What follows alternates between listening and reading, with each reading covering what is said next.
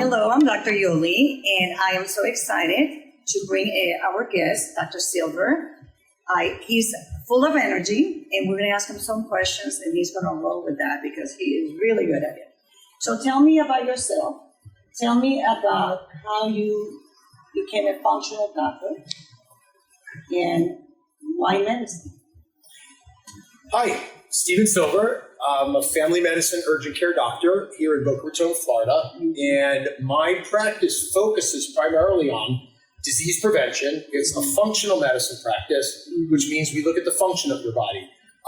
We believe in the things that man has created medicines, but they're only second to what God gave us, to the natural things He gave us for healing, and also the preventative medicine things that we logically can do to keep our body healthy.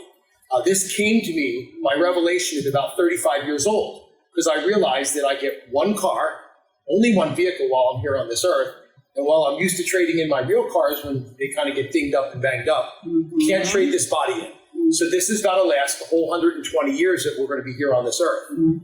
Wow. So 35 years ago, you got into this kind of medicine? It was about really at 35, so that was 25 years ago. So you were really ahead of your time. Yes, as a matter of fact, I got tons of resistance from my family. I got tons of resistance from the medical culture. Right. I just saw this as the way to go, and I started really with nutrition and with nutraceuticals. Knowing that we all need supplements to keep our body strong, the natural plants and herbs that God's given us. That's really where I started my journey, knowing that we don't get what we need from the foods, and that we do need to supplement. All humans need to supplement. Wow, so I'm so impressed because I didn't know that you have been doing this for so long. Most people, it's like a new wave of doctors that are representing a very small percentage of doctors that are doing what he is doing for 25 years. Wow. So what is your anti-aging secret? So really the anti-aging secret is don't pollute your body. I mean, it's real simple. Everything out there in the world wants to either pollute your body or your mind.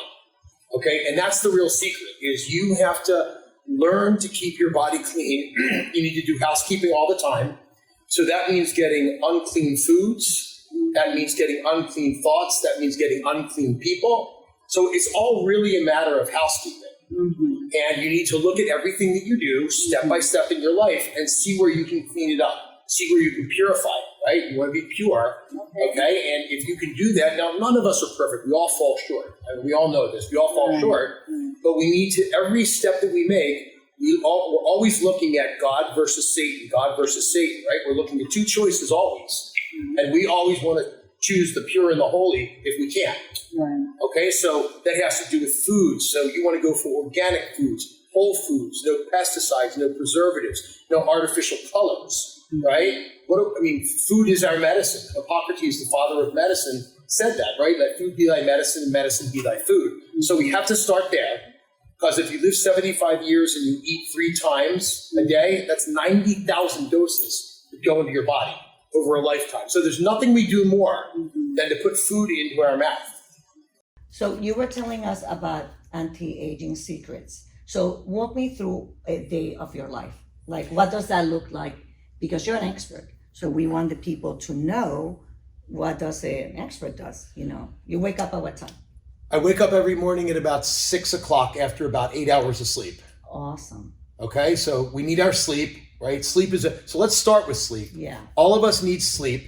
Sleep is when we regenerate, we recharge our bodies, we bring our basal metabolic rate down, and we have to make sure that we get our delta sleep, which is our deep sleep, our rapid eye movement sleep, because that's when we regenerate our soul and our spirit. That's where all the regeneration comes in deep sleep. And at what time does that occur? If you go to sleep at what, 9:30? Probably a few hours into it. Right, you go through really alpha, then theta, and then you get into delta, which is 2 cycles per second. That's the slowest brain wave that you have.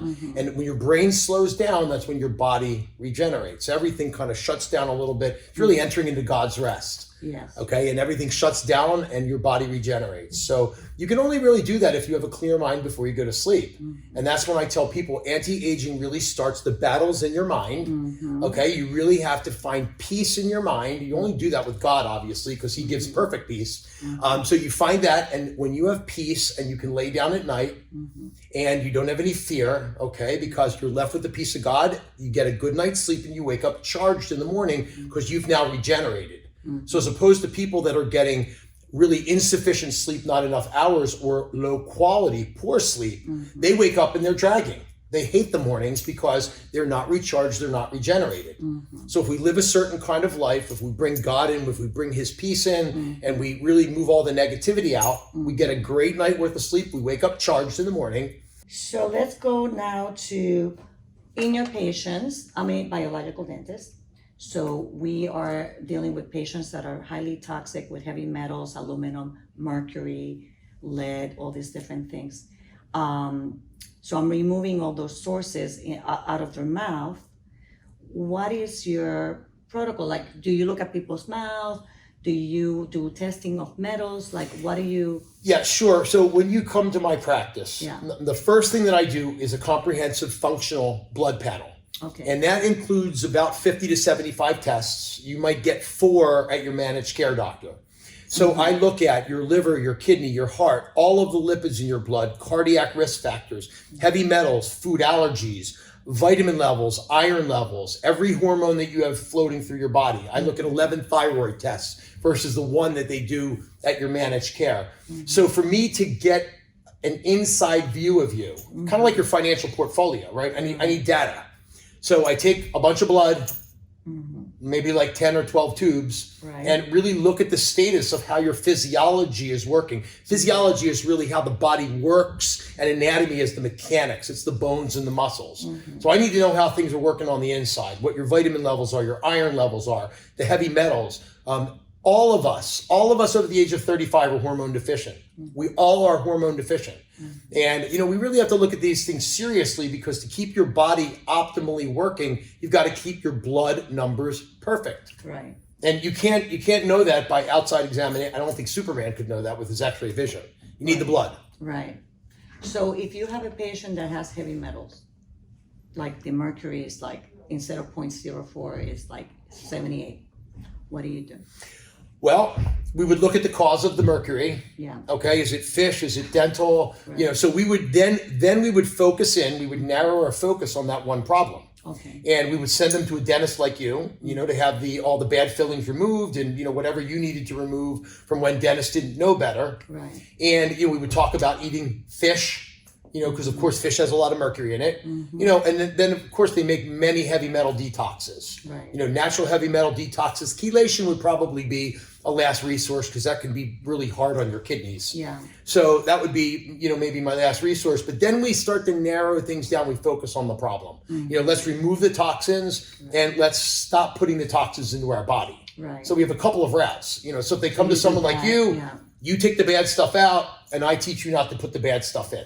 Right. If you have to live in a tent and eat right, as opposed to living in a house, I'd live in the tent and eat right. Right. That's very wise. Thank you for sharing. Because a lot of people put a lot of their financial resources into things that are looking good on the outside, but not on the inside. And that's what we see. That's what the cancer patients that I'm seeing. Young people with cancer. How can a 28-year-old have colon cancer? So, all right. So he is inspiring us to only eat vegetables that are organic, truly. And it's plant-based. So when I talk to my patients, I look them square in the eye. I do not expect you to be perfect, but if you're eating meat 3 times a day, let's make it for special occasions. Let's try backing that down, and let's start adding more plant-based products versus the animal products in your diet. Is one of the things that most inspires the energy in me. Right. Is I don't waste all my energy digesting these heavy meat products. So I have a lot of energy to share with everybody else. So you want to explain to the public that is listening about the process of digestion with the vegetables and versus the meat? Right. So when you look at our GI tract, we have a GI tract of an herbivore, just like a cow. We have a long and windy GI tract. Okay, carnivores are things like bears and lions and tigers. They have a very, very short GI tract. So when they eat meat, the meat goes through pretty quickly because it's not going through this windy little tunnel. Now, in humans, when people eat a big steak dinner, and a couple hours later, you're like, hey, let's go out and have some fun. They're like, oh, my steak is still right here. It really is still right there. Okay, because it's got miles and miles, it's got like 80 feet to travel. All right, so the longer that anything stays in the GI tract, it's called GI transit time, which is the time it takes from your mouth to be eliminated to the body. Now, vegetables are like 8 to 12 hours. Meat can be 3 days. So the longer the meat and the longer that waste from a meat dinner stays in contact with the colon, the more chance that toxins are going to spread into the colonic mucosa and give you colon cancer. So one of the biggest reasons not to eat meat is because we have colon cancer like Asia doesn't have. They do rice and vegetables, we do meat, and of course we have all the colon cancer. And these are things you start to think about after you hit 35 and 40. Nobody thinks about these things when they're 25, and they should, all right? But we start when we're concerned about the brevity of the amount of time we have left on this earth. Then we start like, oh my gosh, what should I be doing? Well, you've been living in sin for the last 50 years. Let's see if I can fix this right now. You know, it's really hard to fix things. I feel like a fireman sometimes when I'd rather be a fire inspector. I'd rather be a fire inspector and not have the fire break out, but teach you how to prevent the fire. Right, that's fantastic. I'm inspired. Wow. So I have a lot of patients and even employees that they have the meat diet, and they're always complaining about acid reflux. So explain that to the public. Why do they have more acidity to digest the meat? Like what goes on? So a calorie is a measure of work. It's actually measured in joules, which is a measure of work. So the more difficult something is to digest, the more work it is to digest, right? That makes sense. Right? When you eat steak tartare, it's very difficult to rip it apart, right? But when you eat well done steak, right, it kind of like falls apart because you've broken the protein links in it. So when people are eating meat, you need more acid to pummel that meat, to break it down. And, you know, you're really flooding your system with acid. With vegetables, things are much easier to break down. You don't have those heavy protein bonds that needed to be broken down. And so digestion becomes easier. And you're going to have a lot less acid reflux. So a lot of people struggle keeping, you know, like the diets, and they go, what would you recommend for somebody that doesn't have the discipline, right? Because I hear it all day long. I did a diet, I did it for 2 weeks, and they go back into, so what's missing there? It's faith. You need to live by faith. What does faith mean? It's obedience. And it's discipline. Right. So the example I use to my patients, and I always get chuckles in the room. Are you married? Yes, I'm married. How would your wife be if you were faithful 360 days a year? Would she be okay with that?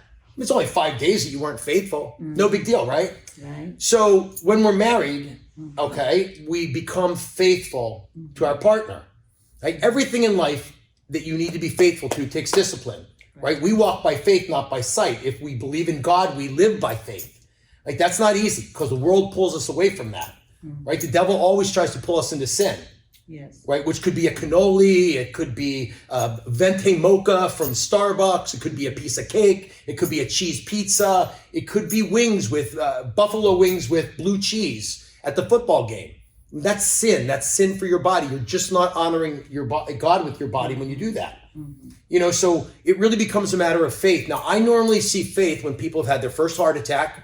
They have stents placed, and all of a sudden they come to Jesus. And I don't mean religiously or spiritually. They just come, Doc, I don't want to die. Right. Like, what am I going to do? I'm like, well, brother, I've been telling you your cholesterol's been high for 15 years because of the meat and the cheese and the dairy. And then they come to Jesus and they swear it off. Right. But unfortunately, it takes that experiential learning for people to change their ways, which is unfortunate. Right. You know, I hate when people have to learn a lesson that way. Yeah. I hate it. So that's why we're doing the podcast and we're sharing with people, because we believe that sometimes it's lack of knowledge. So we're doing this interview, and sometimes it's lack of discipline. So you have to, you know, really think about the future. Whatever you do now has a consequence. So what is your prescription, God's prescription, according to you, for health? take away everything that pollutes the mind and the body and really focus on that. I mean, think about the things that pollute your mind and think about the things that pollute your body. Do as much research as you can. People like me, the resources are out there. Yes. And you really have to, are there negative people in your life? Are there things in your life that are causing you anxiety? A lot of eating is emotional eating, right? We break up with a boyfriend or a girlfriend, and then we eat to make ourselves feel better. We're feeding an empty soul. Yeah. So what we really need to do is think about the things that are going to clean the mind, clean the body, and we need to make that a consciousness. And that's really killing the old self and being reborn again. You've got to be reborn. This is a brand new way of thinking, and you're actually going to rebirth your body into a new spiritual temple of health and wellness. Yes, sharing the wealth of knowledge. Thank you for inspiring us to have lunch vegetarian style today. If you have any questions or suggestions for further future topics, please leave a comment below. Thank you.